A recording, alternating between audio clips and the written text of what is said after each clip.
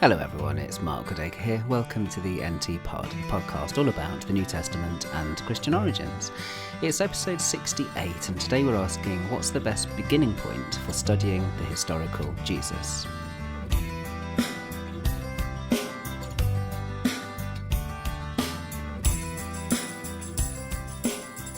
Today's episode of the NT Pod comes about because we had a snow event in North Carolina, and my historical Jesus class this afternoon at Duke University was cancelled because of the snow. In fact, I wish they'd cancelled things a bit earlier because it took me 4 hours to drive home today. But I don't want my students to be deprived, and I thought it would be a nice opportunity not only to record something for them since we had to miss class, but also to release an extra episode of the NT Pod on a topic I wouldn't normally treat in the podcast, but I thought, well, let's give it a go. What we've got to in studying the historical Jesus this semester so far is part 3 of the course, where we turn our minds away from looking at materials, which we did in part 2 of the course. Materials, we were looking at things like John's Gospel, Gospel of Thomas, the Synoptic Gospels, Paul, non-canonical stuff, non-Christian stuff, and so on. And after having investigated some of that key source material, we turn our attention to methods, to criteria, to approaches. How do we actually approach the study of the historical Jesus? And what I was going to talk about today in class was a contrast between different approaches to studying the historical Jesus. And I like to take several different key scholars and look at the different way that they begin their work on the historical Jesus. The ones that I enjoy contrasting because they represent real contrasts with each other, and all of them are intellectually stimulating, are E.P. Sanders, John Dominic Crossan and N.T. Wright. Let me begin by Sanders's approach.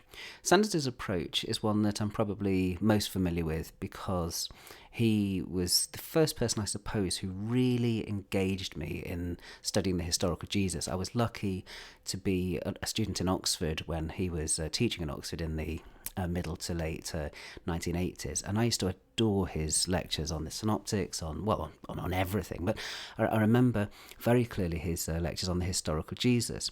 Now, one of the things that Sanders does, and I think is something really fascinating about this as an approach, is he says, let's not spend huge amounts of time stratifying documents, looking at source material and so on, and let's see if we can get a basic skeleton life of Jesus together. Let's see if we can take certain almost indisputable facts about Jesus and then see what we can extrapolate from those facts, especially when we look at those things alongside what we can learn about Jesus's Jewish context.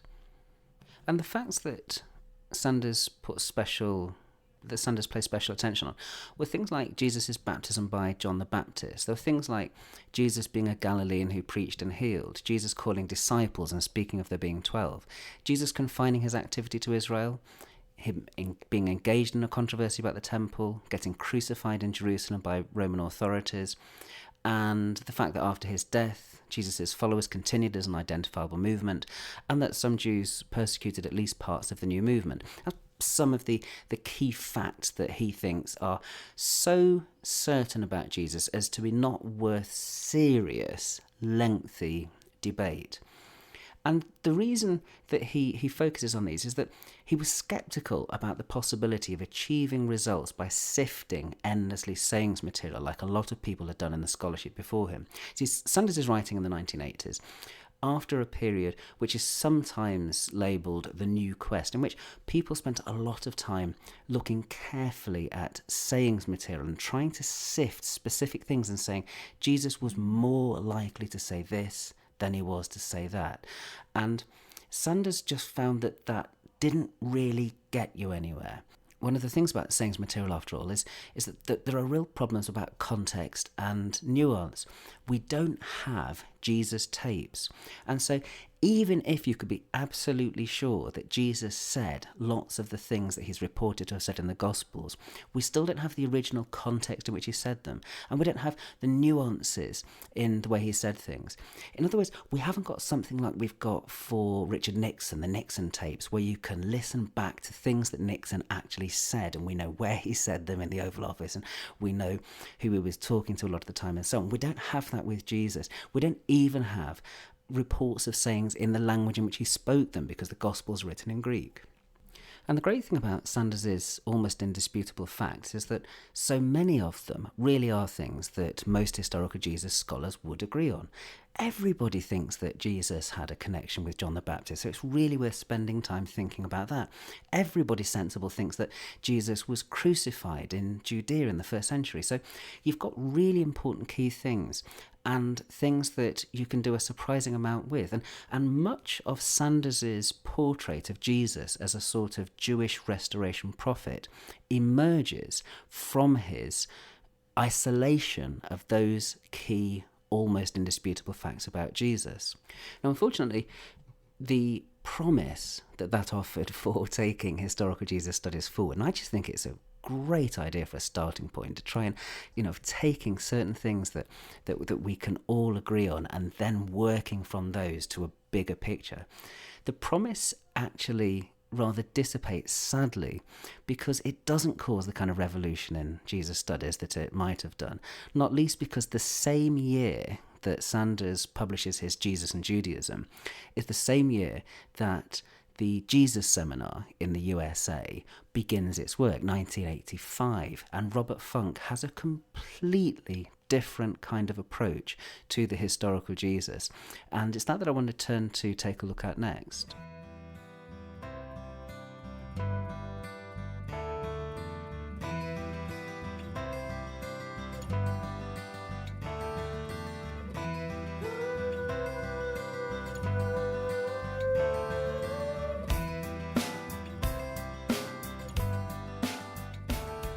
Now, I remember E.P. Sanders in lectures talking occasionally about the Jesus Seminar and the fact that Robert Funk had invited him to be a part of it, like he had lots and lots of scholars all over the world. But Sanders didn't want to be a part of it because he didn't feel that there was any real chance that we could get really good, reliable data about Jesus by sifting sayings again, by going back to the idea of sifting sayings. And that was basically how the Jesus Seminar began its work. What it did is it got a whole group of scholars together, and it took every saying of Jesus that you find in the 4 canonical Gospels plus Thomas, and it went through them and analysed them and tried to work out which ones it thought was definitely authentic and which ones weren't. In fact, it even had a grading system and a voting system. So you you voted for a saying red if you thought Jesus definitely said it, black if he definitely didn't, grey if he probably didn't, pink if he probably did. So they had this kind of gradation system, and a lot of people kind of made fun of it at the time, but why not vote on these things, and why not use that as an interesting new way of developing your thinking about something like the historical Jesus? But emerging from the Jesus Seminar, and undoubtedly its most intellectually exciting and stimulating member, was someone called Dominic Crossan, and Crossan really works up this basic approach into something more sophisticated and more nuanced in his book, The Historical Jesus, which was published in the early 90s. And Crossan's book could hardly be more different from Sanders's. It almost in every respect, the two are contrasting figures. And disappointingly to me, I remember when I first picked up Crossan's book, and I'd remembered people enthusing about it, and I was really disappointed as a student who was a big admirer of E.P. Sanders's work, to find that Crossan didn't engage with Sanders at all. It took me a long time to kind of get my head around that. He just mentions him once at the beginning of the book. But Crossan is doing something very different from Sanders, and for Crossan, beginning with Jesus' sayings, that's the way to get to the true heart of historical Jesus study. And what Crossan does is he goes through that whole Jesus tradition, just as the Jesus seminar had done, but with a bit more detail and a bit more kind of nuance at points. And what he does is he tries to stratify things so that he gives priority to the sayings that he thinks belong to the oldest strata in the Jesus tradition. So one of the ways that he does this, one of the ways he achieves this, is he prioritizes sayings that come in Q and Thomas. He's a big believer in the existence of Q, and he also believes that the Gospel of Thomas witnesses to lots of important first century Jesus sayings. And where Q and Thomas agree with each other, then we've got a common sayings tradition that can really help us to understand the historical Jesus. So the question that Crossan repeatedly asks is, what document does this saying come from? What strata in that document does it come from? Is it early? Is it late? And is the tradition singly, doubly, or multiply attested? They're the really key questions for Crossan. So to give an example of something that he regards as real bedrock, he would take something like the first beatitude, which comes in Matthew 5:3, Luke 6:20, and the Gospel of Thomas 54, and that's the beatitude, blessed are the poor, for yours is the kingdom of God, in the Lucan version. And he says that the fact that this occurs in the earliest stratum of Q as well as in the Gospel of Thomas means you have two early independent witnesses to this saying, and he feels then that that is really getting you right to the heart of what Jesus would have preached. So what kind of approach works better? Does the Sanders style approach work better, where you talk about indisputable facts, or does the Crossan type approach where you're sifting sayings material work better?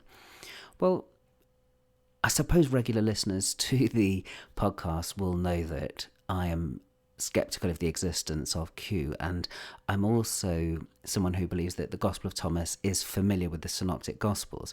So you'll probably not be surprised to hear me say that I think that the premises that go into Crossan's historical Jesus work make it difficult for me to agree with him that something like blessed are the poor is bedrock historical Jesus stuff.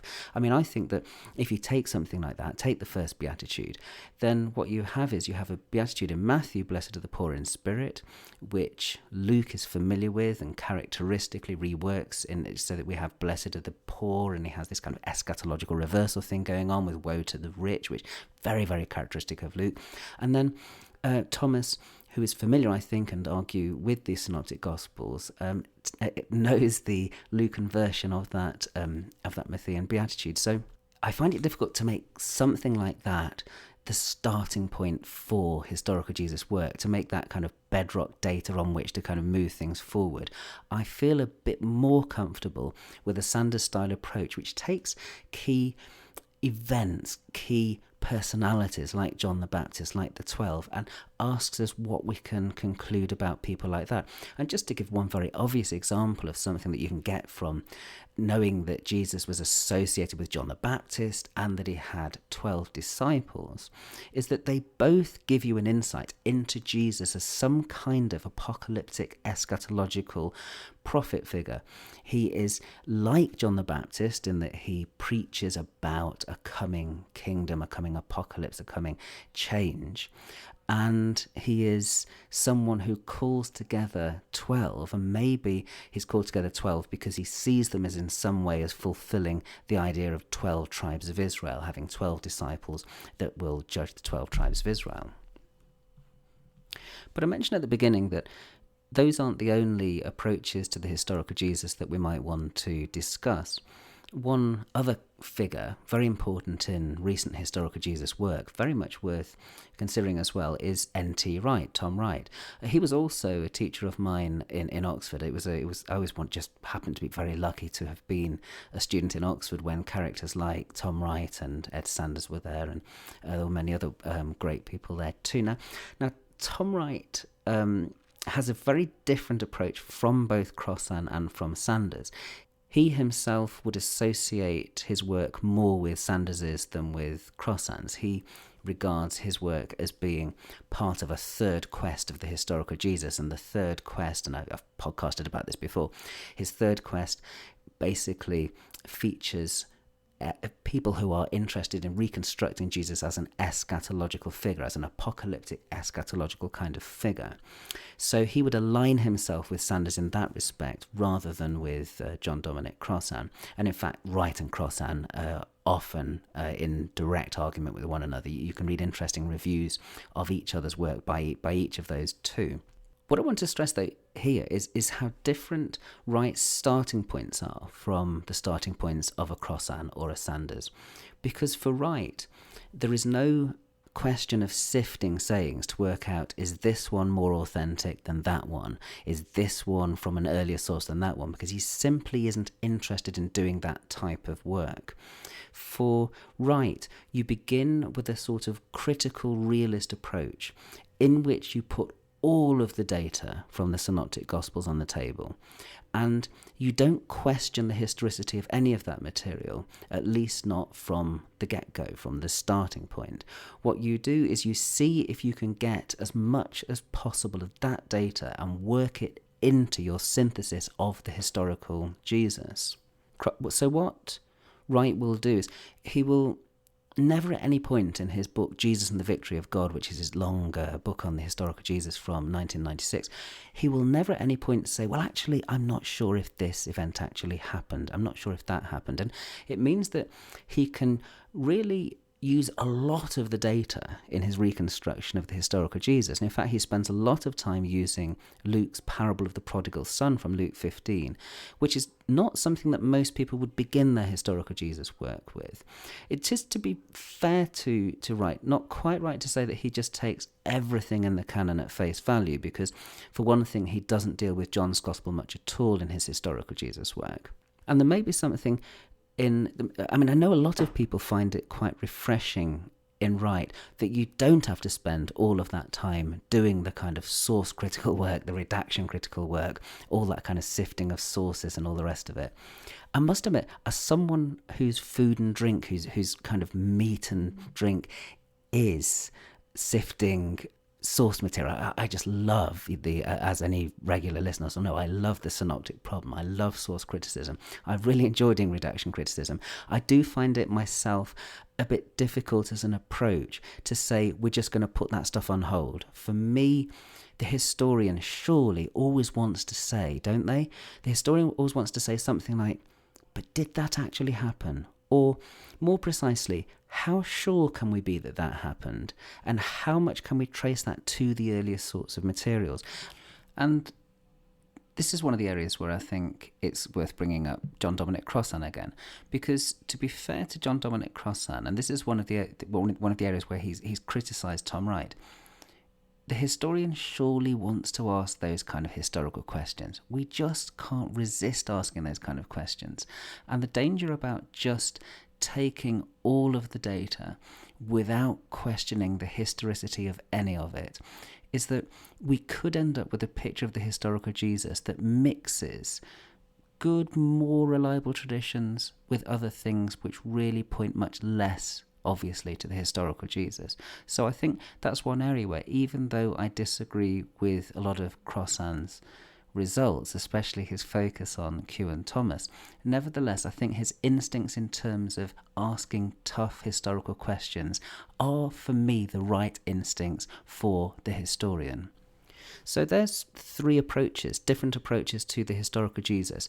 We have Sanders's approach, which takes a group of almost indisputable facts and tries to work from them towards the bigger picture.